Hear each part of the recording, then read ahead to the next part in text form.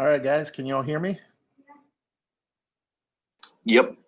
Awesome. Good Yes, deal. sir. Thank you. All right, guys. Well, welcome back. Today we're going to start in on what would be chapter 3. Again, if you're following along in a textbook, that's the chapter we'd be on. Not required to have it, but it's specifically about print media. All right. So we're kind of grouping books, newspapers, and magazines together as to one form of media.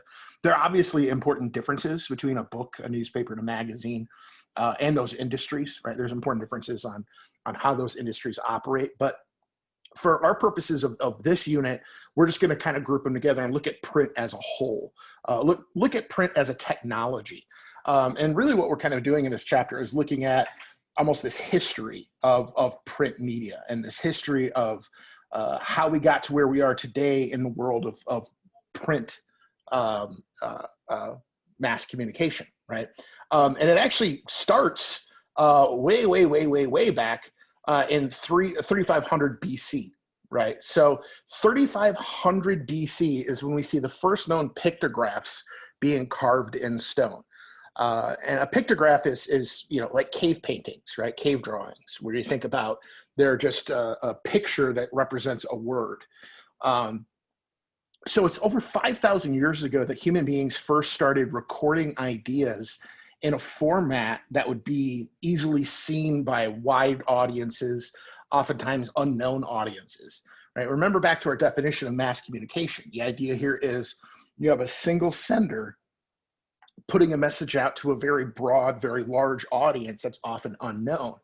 And that's exactly what pictographs were. It was, I draw a picture of buffalo on this cave wall so that the next people who come through know that there's good hunting in this area. Right? I don't know who it's going to be. I don't know who's coming through there. It's not targeted to anyone in particular, but I'm sending a message to those people who will be following me later. It's really easy in modern day to think about, mass communication as a very technologically driven field. And in a lot of ways it is. But it all started 5,000 years ago, right? A long time ago. Just something as simple as just drawing on a cave wall constitutes mass communication. That was the first time a human being thought, you know what? I want other people to know this, even if I can't see them, even if I can't talk to them. I think there's something other people need to know. Fast forward 1,000 years, just a few short years later, in 2500 BC, the Egyptians invent papyrus. Papyrus is the name of a plant, right? It's this really broad leafy fern. And the Egyptians figured out that if you take papyrus plant leaves and you dry them out, you can actually use them as a writing medium. You can write on those papyrus leaves, and then you can transport them, right? Which was the problem with pictographs. The problem with a pictograph is that if I draw an image on a cave wall, I can't bring that cave wall anywhere else. Even if I write it on a stone tablet, right, which was something that was certainly done. Even if I carve it into a stone tablet, it's really hard to move a stone tablet around. They're not easy to transport. So papyrus made it easier for messages to be dispersed to broader audiences, made it easier for messages to travel, right? There's obviously downsides to papyrus, like, flammability, for one thing. Another is that they deteriorate very easily. Right, it's really easy for papyrus scrolls or papyrus pieces to just deteriorate over time. They're made of plant fiber. Plant fiber breaks down, it crumbles, it deteriorates. And so when the Egyptians invented papyrus, they solved one of their problems, which was transportability and distance, but they created other problems, right? Fast forward to 1000 BC, and we see the invention of phonetic writing. Phonetic writing is what you and I use, right? That's the writing that we use. We use a system of, in the English language, 26 characters, 26 letters, and different combinations to create sounds, right? The letter A only represents a sound. Prior to 1000 BC, writing was done through, again, pictures, through pictographs. In modern writing, in phonetic writing, if I want to tell somebody that there's a cat I use the phoneme C, A, and T. Right? I put those symbols together to say cat. And so I can create new words very easily. In pictographic writing, if I want to tell somebody there's a cat, I'd have to actually draw a cat, right? The picture very clearly represents what it is I'm trying to get across. Well, that's really effective when you're just describing or just communicating things that exist. But how do you draw a pictograph of a concept? How do you draw a pictograph of an idea? You know, what kind of pictograph would you use for love, right? What kind of pictograph would you use for hate? Those are things you can't really draw a picture of. And so we needed phonetic writing to be able to utilize more of our concepts, more of our ideas spread around, to be able to kind of get things communicated to a broader audience and with much more depth to it. I kind of joke and say that the return to emojis is kind of like a return to pictographic writing. You know, like my kids will type in nothing but emoji. And some of them are pretty clear, and some of them have no idea what the hell they're talking about. The whole point of phonetic writing is so that I can convey my thoughts more accurately and more efficiently, because not all of my thoughts can be communicated with a picture. Right? Go to 200 BC. In 200 BC, the Greeks perfect parchment paper. Okay? And parchment paper was a huge step forward because parchment was easy to mass produce, was very, very light, and it tended to hold up a bit better than papyrus, right? Parchment is what allowed paper to be created in kind of rolls. It's what allowed paper to be produced in uniform shape and size. And so with the perfection of parchment, the Greeks are able to take all these technologies that came before it. They're able to build off of papyrus, build off of that medium, use the phonetic writing that was developed in Sumeria 800 years earlier, and create epic tales, right? Now they can create long stories and long ideas. And they're able to preserve those ideas in a way that's not only easily transportable, but isn't going to deteriorate the moment it touches water, right? It's not going to break down if it's, left outside for more than 3 hours. Parchment is more durable than papyrus, and so it's able to carry those ideas for longer and for farther.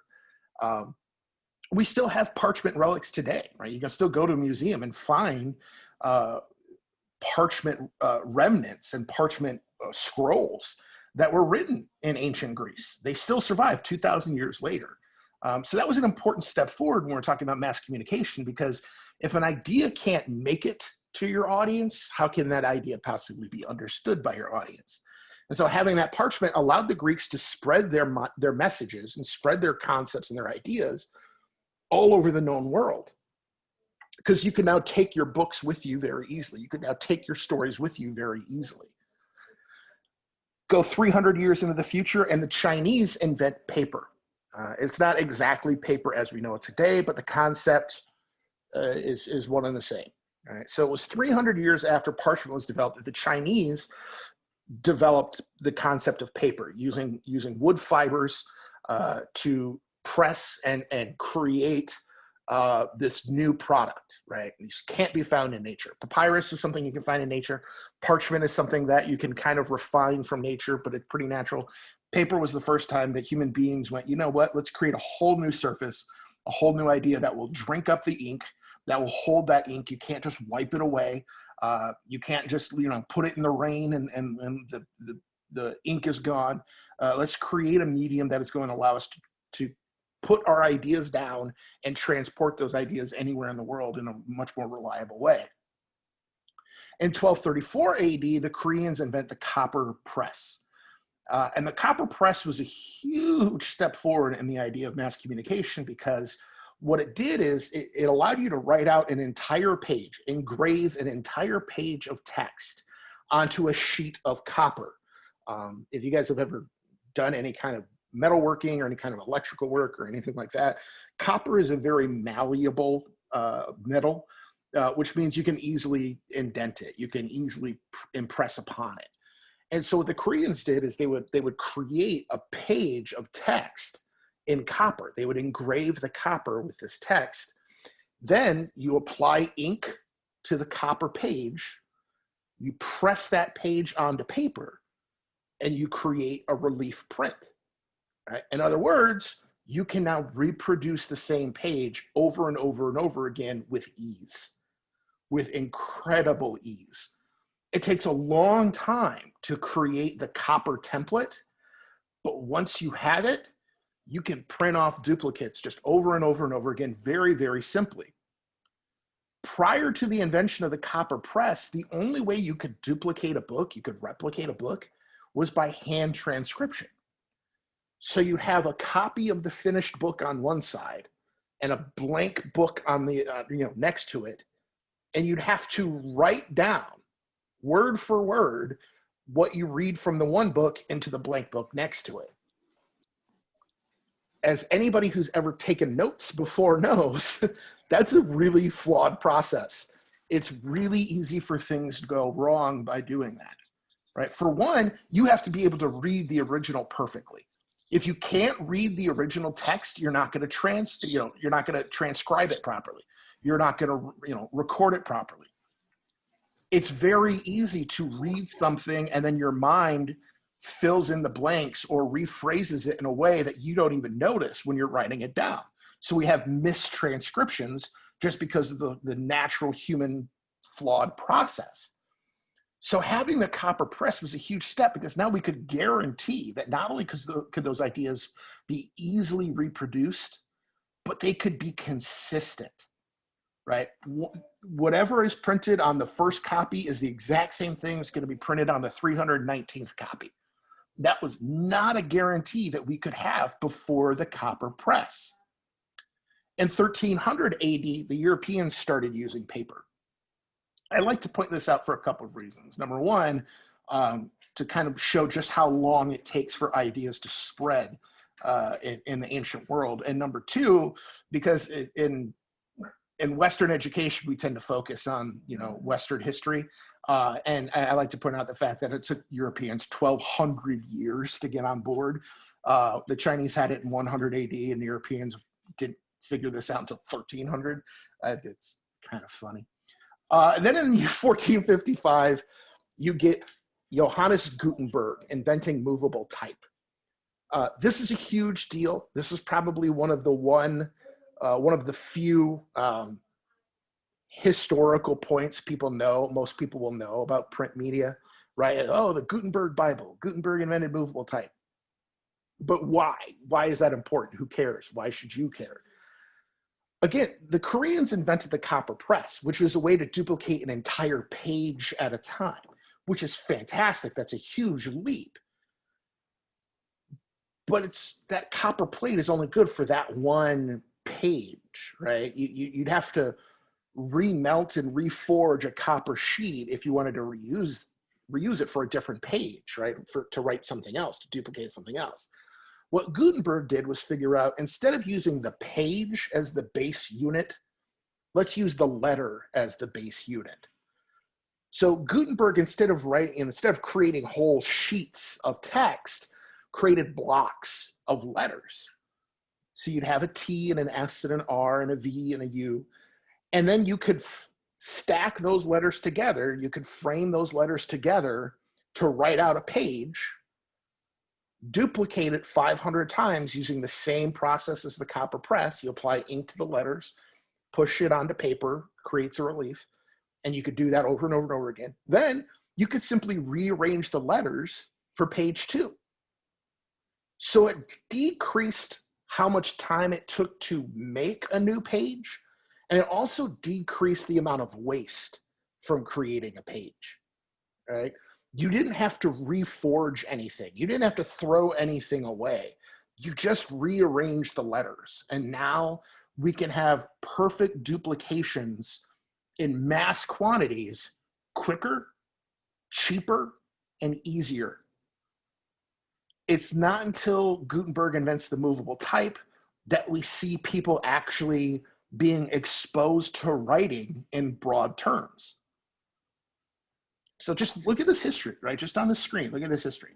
From 3500 BC until 1455 AD. Right? So that's damn near 5,000 years.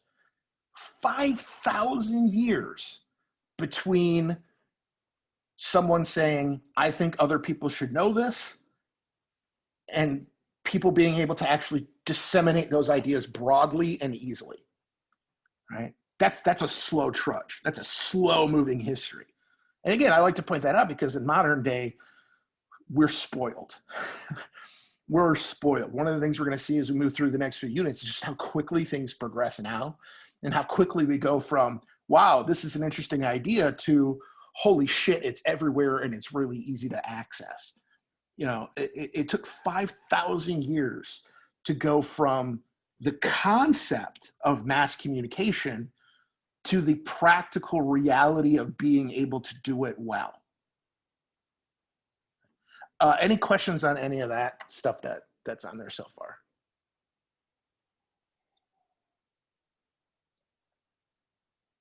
I'm curious, how many of you guys actually knew about the Gutenberg Bible thing? How many of you guys actually knew that? I did. Yeah. Because I'm a nerd. Well, yeah, that's why I ask, is because I have to check, because I'm a giant nerd, and it's like, okay, maybe normal people don't do this kind of stuff. Anybody else know that? I didn't know. Didn't know that. Okay. I'm just gonna assume Ben didn't either, because he's from Wisconsin. All right, moving on to Wisconsin. Next, in 1640, now we get into American kind of media history, American publishing history. In 1640, the first book is published in these here United States of America, and it was a book called the Bay Psalm Book. The book itself is completely unremarkable. There's no new ideas put forward in it. There's no history-making concepts put forward in it. It's only notable because it was the first book printed in the United States. Quick history refresher here. When did the Pilgrims land in the United States? What year?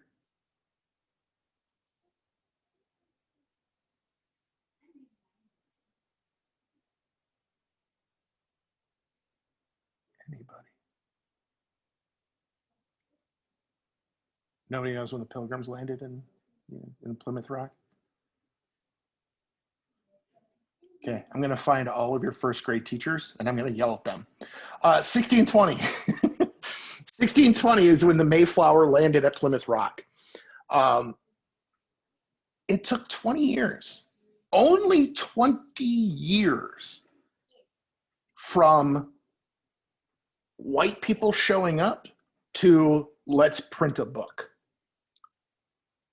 Think about how quick that really is in that time, in that period of time, in that era. The journey from Europe to the United States wasn't, it's not like they could fly over in a few hours. It took months to get here. So from the time the first pilgrims get to the United States and start, colonizing and setting up their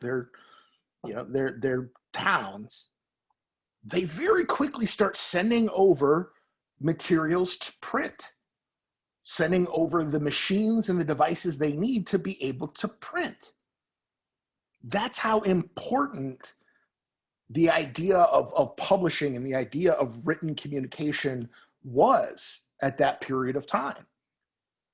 All the things they needed, right? We all know the story of the first Thanksgiving, which is entirely fictional, but whatever. We know the story. We know about Jamestown and, what you did at one point, right? You were taught about Jamestown at one point and how hard it was, right? How hard life was for the first pilgrims and how little they had and how they struggled and blah, blah, blah, blah, blah. So contextualize that with this idea that they were struggling to survive, but still managed to get a printing press. That's bizarre. It'd be like, imagine you get stranded in Antarctica, right? And you're trying to create a new colony of humanity on the Antarctic. And while you're figuring out your food sources and your water sources and your new diseases, you're like, Oh, by the way, I need some Wi-Fi. Can somebody run some Ethernet for me so I can get my router set up? That's the equivalent. That's how important it was to the people of the time. Right? Fast forward to 1690, and in 1690, the first newspaper is published in the United States, the first ever American newspaper, and it was called Public Occurrences, and that's not a typo. They used to spell things weird. They put a K on public for no good reason. Again, the newspaper didn't break any journalistic barriers. It didn't reinvent any concepts. It's just significant because it was the first newspaper. And again, only 70 years after the Pilgrims started colonizing, they start putting out a newspaper. There weren't that many people around. There weren't that many people around who could read. What the hell do you need a newspaper for? Didn't everybody just know everybody? Yeah, they needed a newspaper that early and that quickly. Fun little trivia for you, by the way. Any of you who are video game people, if you've ever played Fallout 4, in Fallout 4, one of the key concepts of the game is that there's a newspaper in town, and it's called Public Occurrences. And it's kind of a nod to this. The first time I played Fallout 4 and that happened, I like geeked out hardcore. I was like, it's fun. Nobody else cared. Nobody else even noticed, but for me, I thought it was cool. Anyway, in 1734, the Zenger trial occurs. And the Zenger trial is important because it still protects you to this very day. The findings of the Zenger trial are still significant to you. They still protect you, right, in the year 2020. The background of the Zenger trial is pretty simple. Newspapers are being published. People are printing their newsletters, their one-page readers, all this kind of stuff.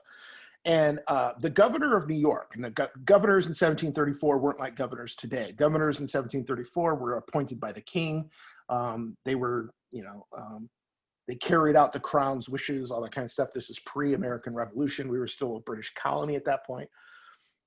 The governor of New York was kind of a shithead. And so a man with a printing press in New York named Zenger started printing like, hey, this guy's a bit of a shithead. And he started printing stories about the governor of New York and all of his very inappropriate behaviors and misdoings and all that kind of stuff. Well, the governor of New York really didn't like that, go figure. And he had Zenger imprisoned. He put him in jail. And he says, you can't do that. You can't disparage me. I'm the governor. Burr, burr, burr. When it goes to trial, Zenger's defense is very, very basic and simplistic. It's so basic and simplistic that it's hard to believe it took human beings this long to codify it. Zenger's defense is simple. It's not libel if it's true. Zenger didn't make up anything about the governor of New York. All he did was print things that were true. How can you punish somebody for printing things that are true? Right? And so the finding of the Zenger trial is that, yeah, you're right. Truth is the best defense for libel. And that is still upheld in courts of law to this day. If it's true, I can print it. It doesn't matter who it's about. It doesn't matter how harmful it might be to them. If it's true, I can print it. The public has a right to know if it's true. And again, that still holds true today. Still holds true today. Which is why it's really important that hopefully your parents taught you the lesson that if you don't want people to know you're doing it, then maybe you shouldn't do it.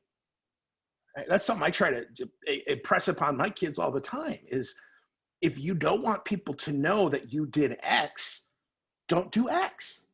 It's the only way you can be sure nobody's ever going to know because people have a right to say it. Hell, I have a right to print it in a newspaper. If I'm walking around campus and I see, I see Lindsay kick a goose in the face, I can run a story about Lindsay kicking a goose in the face. Now, maybe that will embarrass Lindsay. Maybe that will bother her. Maybe people will look down upon her for doing it. But she can't get mad at me. She did it. All I did was tell other people about it. And again, it's so basic and so simple. It's like, wow, how did that even need to be a law? But it did. It needed to be a law. And it wasn't until 1734 that the kind of British/American legal system, kind of set up that idea, codified that idea. Any questions on that so far? It's not a question, but at least there would be less goose crap around the campus. Yeah, I'm not saying I'd be mad at it. I just,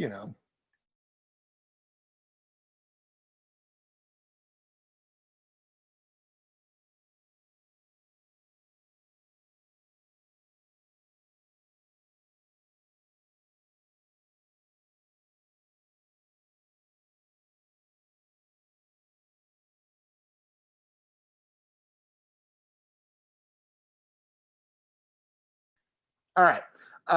In 1741, the first magazine is published in the United States. And the first magazine is called The American Magazine. Really original. The poor dog's not crying. The poor dog is just yapping. It's trying to wrestle with my other dog, and she's very vocal. So it's okay. In 1741, the first magazine is published in the United States called The American Magazine. And again, like public occurrences, its content doesn't change anything. Its content doesn't shift, the way that magazines work or the way that publishing works. It's just significant because it's the first. So if we already had printing in the United States, we had the first book already, we had the first newspaper already, what's significant about the first magazine existing? Does anybody know what the difference is between a newspaper and a magazine?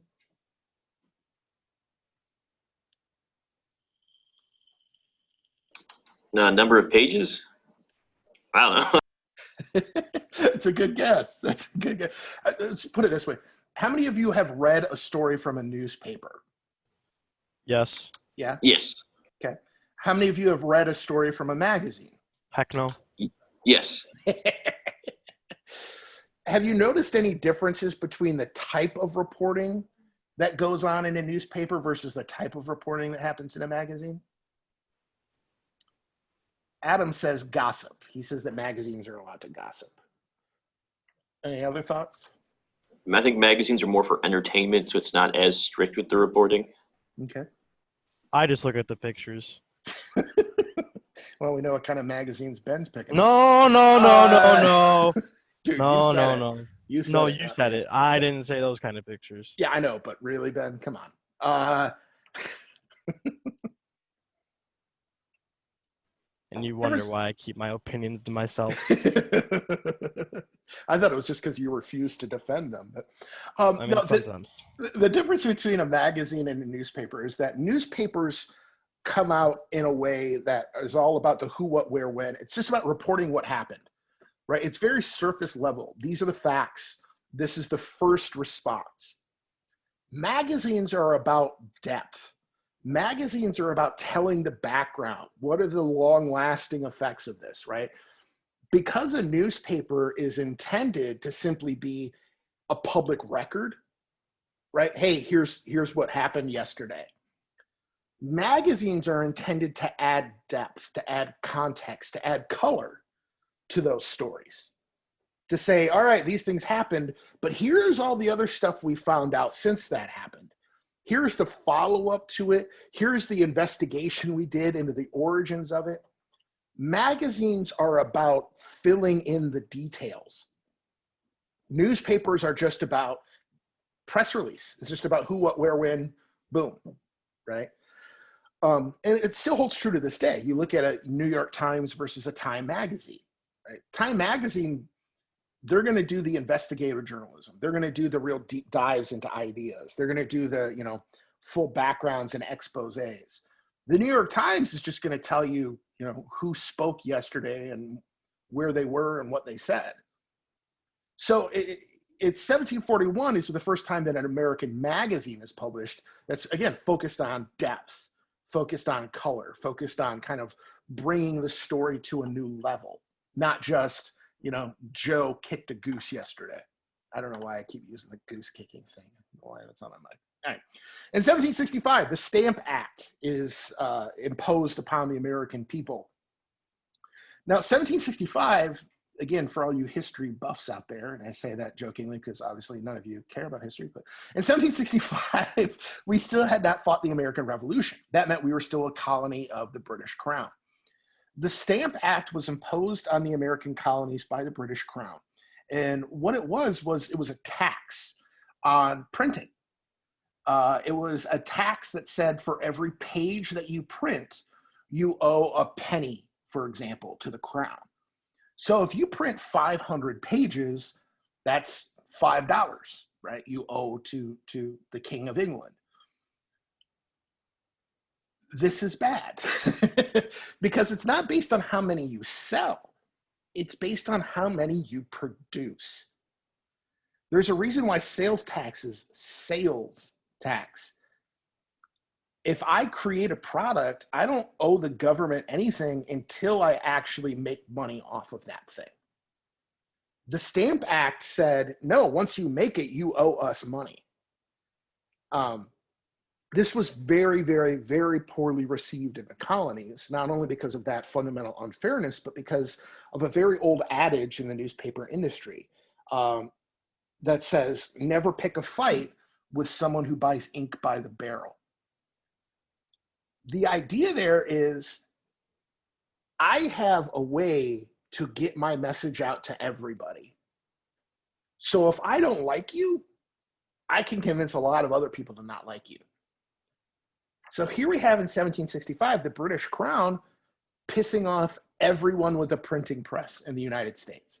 Everyone with a printing press in the colonies was now mad because they were being unfairly taxed by the King of England. The Stamp Act played no small part in leading to the American Revolution, in leading to the Revolutionary War. It was able to then foment this rebellious idea through print. Right? You had people already meeting in taverns and people having small gatherings to discuss revolution and frustration and anger with the crown. Now, people who didn't go to those meetings could read about how shitty the king was in their local newspaper, right? Now publishers were writing and putting out all of these stories that if you never went into a tavern, if you never went to a revolutionary meeting, now you could be exposed to that idea. So the Stamp Act ended up backfiring dramatically against the British Crown. Because again, it wasn't the cause of the American Revolution, but it sure as hell contributed to building up that popular notion that we should revolt, that we should overthrow, and we should become independent from the crown. Fast forward a few years to 1791, where the Bill of Rights are ratified.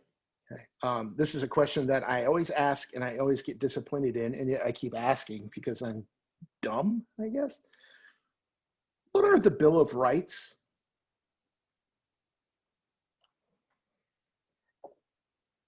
It's kind of the things which we're entitled to just by law, by virtue of just being born, essentially. Mm-hmm. Like the right to, freedom of speech, freedom to, bear arms, all that stuff. Mm-hmm. More specifically, it's the first 10 amendments of the Constitution, right? The first 10 amendments to the Constitution. So the American Revolution starts in 1776, right? That's when we signed the Declaration of Independence, which, just by the way, is not a legal document, right? No laws were formed in the Declaration of Independence. Declaration of Independence is just a letter to the King of England saying, up yours, we don't want to be with you anymore. It's a breakup letter, not a law. We fight the American Revolution, and in 1787, we write the Constitution. In 1789, we ratify the Constitution. And in 1791, we add the first 10 amendments, which are now known as the Bill of Rights. The First Amendment of the Constitution gives us 5 freedoms, 5 rights, inalienable rights, right? And a really easy mnemonic for you guys to remember the 5 rights of the First Amendment, I was taught this in like 6th grade and have never forgot it, is RAPS, R-A-P-P-S. The First Amendment gives you freedom of religion, assembly, petition, press, and speech. Those are the 5 rights that are enumerated in the First Amendment. So in 1791, the first Congress says, no one shall restrict your ability to express your ideas or the press's ability to operate as they need to, as well as petition and assembly and religion. Right? But for our purposes, press and speech are the really important parts here. Right? So in 1791, we pass an amendment to our Constitution that undeniably demonstrates we have a free press in this country. And then in 1798, we pass the Alien and Sedition Act. The Alien and Sedition Act were laws that said anyone who gives aid and comfort to America's enemies is a criminal and shall be punished as such. Jail time, fines, the whole shebang. Look at those two numbers. In 1791, Congress says, shall not abridge freedom of speech, shall not abridge freedom of the press. It only took 7 years of people in the press saying negative things about politicians before they passed a new law that violated the Bill of Rights. 7 years. That's it. These are the same people. The same people who wrote and signed the Bill of Rights 7 years later said, now fuck that. You can't be mean to us. It's against the law to be mean to a politician. 7 years. I like to point this out for a couple of reasons. Number one, it's an important point of media history, right? That there's always been this kind of struggle between our idealism of freedom and our practicality of not liking people using their freedoms. And secondly, to show you just how often history repeats itself. We tend to look at a lot of people idealize and aggrandize the founding of the country as this wonderful time and these brilliant men, but they were men. They were human beings. Human beings have flaws. And one of those flaws is ego. Within 7 years, these people already had a very real struggle in their minds between wanting you to be able to say and do what you want, but not wanting you to say and do what you want if it hurt their feelings. Thank God that never happened again. Oh, wait. It goes on all the time, but whatever. Okay, so 7 years difference between the Bill of Rights and the Alien and Sedition laws. All right. Eventually, the Alien and Sedition laws were overturned. Right, they were removed. But in the short time that the Alien and Sedition laws were in action, were actually a enforceable law, there were many people who were imprisoned and fined simply for criticizing their government. That's it. That's all they did. Was they criticized the government. In 1821, the Saturday Evening Post launches. The Saturday Evening Post is probably most well known for the cover art that they had during the 1940s and 50s. The Saturday Evening Post is where Norman Rockwell became famous. Norman Rockwell used to draw the covers, paint the covers for the Saturday Evening Post. Why it's significant is because it's the first broadcast magazine in the United States. Right? And what I mean by that is it's written for everybody. The Saturday Evening Post was the first time a publisher said, you know what? I want to create something that everybody will find something worth reading. Everyone will find something to connect to. Everyone will find something that they can relate to. And so the Saturday Evening Post was specifically designed so that in this new country that was very quickly spreading out and very quickly diversifying, all of these different people in all these different areas could still find something connected to them. Prior to the Saturday Evening Post, magazines were very, very localized, right? It was about this very particular group of people, right? So, if I lived in Charleston, South Carolina, a magazine that was published in Albany, New York had zero relevance to me, right? Because the magazine in Albany, New York was about things in Albany, right? It was about those goings on. So it would have nothing for me to care about. Not to mention, I would never probably get to see that magazine. It was only distributed in the Albany area. The Saturday Evening Post was the first national magazine designed so that everybody in the colonies, everybody in the new United States could get something from it. In 1833, the first newsstand opens up in the United States. Prior to 1833, the only way you could get a copy of a newspaper is if you were a subscriber. As a publisher, as someone who owns a printing press, that's very comforting for me. Because if I publish a newspaper and I know I have 48 subscribers, I know exactly how many copies I need to make. Right? I need to make 48 of them. A newsstand, the purpose of a newsstand or the point of sale of a newsstand makes that calculation a lot more difficult. Because I don't know how many people are going to be buying these one-off copies of the paper. Maybe they don't want the newspaper every day. They just want it when something big happens. So I need to run off extra copies and have them available for people to purchase. But what happens if people don't purchase those copies? I lose that money. That's overhead I don't get back. It was a very, very, very risky proposition for publishers to do. But it obviously proved incredibly successful because it's still done to this day, right?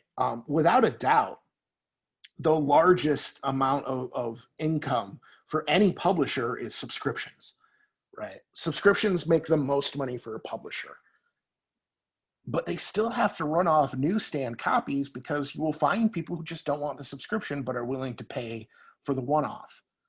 The challenge there is, where do I find that sweet spot, that balance between making sure I print enough more to not, leave anybody out, but not printing off so much that I'm going to lose a bunch of money and resources. All right. If I print off 500 extra copies and only 14 of them sell, I'm losing a lot of money on all that paper that I just wasted, all that ink I just wasted, all that time I just wasted. But if I make 15 copies and there are 50 people who want to buy them, crap. I've just now 35 people I've just lost out on money that I could have had. Right? So I got to find that ability to find the middle there. And it's only with the development of a newsstand that we have that new business model that's able to function. In 1891, the International Copyright Law is signed by the American Congress. The International Copyright Law is a law that states that American publishing companies have to pay royalties to foreign authors. Right? They have to recognize international copyright. Prior to 1891, if I owned a printing press in the United States and I wanted to print a book that was written by a British author, I never had to pay that British author for the number of copies I sold. In other words, if I printed a book written by Edgar Allan Poe and I sold 700 copies of that book, I kept all of the profits, right? If Edgar Allan Poe was a foreign author. He wasn't a foreign, I'm just using an author that was alive at the time. I would keep I wouldn't have to pay Edgar Allan Poe any of that money, right? After the international copyright law, now you do. Now, for every copy of a book you sell, you have to pay the author a certain percentage of it. You have to respect the copyright that they have, even though it's in a different country. This ended up being a huge boom for American authors and American writers because it evened the playing field. Prior to 1891, publishers had to respect and had to recognize American copyrights, which meant if you ran a book, if you printed a book by an American author, you had to pay that author royalties. You had to pay for the right to print it. But you didn't have to pay for that for foreign authors, which meant it was cheaper for me to print books from foreign authors. Well, business is business. I'm going to take the cheaper route. It's going to make me more money. Less overhead for me equals more profit for me. It was far more profitable to print books written by foreign authors than by American authors. And as a result, very few publishers were printing American authors' works. That's why some of the great authors from American history died penniless, right? Because they weren't making any money off their work. They weren't selling their books. It's not until after 1891 that publishers start actually putting out that material because, okay, well, now it's all the same. So I make the same amount of money either way. I might as well put out this stuff too.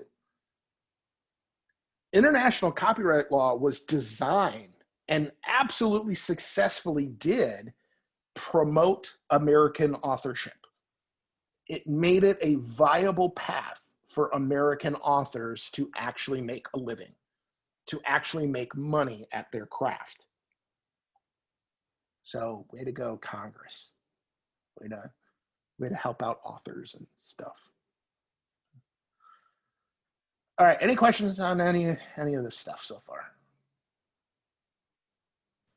Nope. Nope. Nope. No.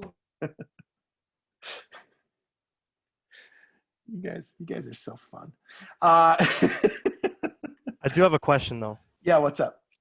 When we do these, we got to figure out a way to make these less awkward. No, well, thank you, Ben. I You're would welcome. love for that to happen. Me too. Like, how many of you are willing to like turn on your camera? Me. Oh, really? Yeah. Oh, Sure. all right. Fine. No, not anymore. I think that's part of this because I can't see you guys, so I have no idea. Like, I can't respond to your nonverbals, and you can't respond to my nonverbals, so it's weird, you know. Yeah, it's kind of weird. What's up, Marvens? I was wondering who HCC student was. I'm right here. What's up, buddy? Here, let's see if I'm. Hey, there I am. Hey. I got a headset on because I'm cool. Same. Cooler than you, Ben. No, Really, Mike? my setup's cooler. Oh, Mike, you're in the Zoom room. Okay. Yeah, I'm in the Zoom room, so I I still was have a like- mask It's on. like, bro, you're wearing a mask in your living room? What the fuck is that? If I was home, I probably wouldn't be wearing pants. So Well, thanks, Mike. Thank you. Everybody needed that level of sexual harassment. It's important. Oh, shit. It's Trent. Hey, Trent. Hello. On an iPhone. On his Weirdo. iPhone because he's better than us. No, I have an iPhone too. Hey, Trent, is your mom home? Huh? Is your mom home? She's sleeping. Damn it, Trent. I want you to record yourself doing that and say it like seeing your she responds. That is your homework. If you want me to get slapped. Yeah. That's why I want you to record it. I want to see this happen. Other people getting hit is fucking hilarious. I absolutely. Oh shit. All right. Well, it's actually 10:48, and so I'm gonna, for once, not like accidentally go way over time because I'm way into what I'm talking about. We'll just end it there. So, more to come though. There's more publishing industry bullshit coming your way, which I can tell you guys are really just eating up. Just love the publishing industry. Gotta Obviously. love it. Yeah. I have a question. Yes, ma'am. For the media you know what I mean. Yeah. Are you supposed to still record everything, right? Or when did that start? Whenever you want, right? It's just 1 week. Write down, journal 1 week of media usage, and it can be any week you want, right? So like any 7-day period, just record your media usage. The paper itself is due, what did we say the other day? October 18th. October 18th. Oh, Right. okay. Yeah. So you got a minute. Don't wait. Don't start writing down media October 10th because you will. That's what a lot of people will do. Don't be like that. But yeah, just any 7 days you want. Just go ahead and record what media you're using, and then you can write your paper based on that. Okay. You guys want to see something cool? No. Okay. Jesus Christ. Whatever. I'm done. I'm done trying. You were trying? Wow. That's All right. sad. Again, Wisconsin. Just more Wisconsin. Sure. Marvens, are you in the cafeteria, man? Sure. Yeah, I could tell from all the lanterns on the ceiling. Yeah. Looks ridiculous. Is there anybody else in the cafeteria? Omar. I don't know why he's not in the computer. That's fucking funny. Hey, if you go into the cafeteria, if you go to get some lunch, make sure you tell Shelly that I say hi. I'm Shelly's favorite person in the world. What's up, Omar? You know who Shelly is, right, Marvens? Okay, Shelly's I'm her favorite person. So make sure you tell Shelly I said hi. I think she right there. I can see her right now. Okay, yeah, tell her you're in my class and she'll give you like extra cookies and shit. I'm going now. All right, guys. All right. Well, I will post this. I will post this on Moodle as soon as I can get it uploaded, and then you can rewatch all the horrible time that we had. You can relive this nightmare as many times as you want. All right, guys. Otherwise, I'll catch you all on Friday. All right. Yeah. I'm not going to be there Friday. Good. Adios. Oh. Yeah. Huh?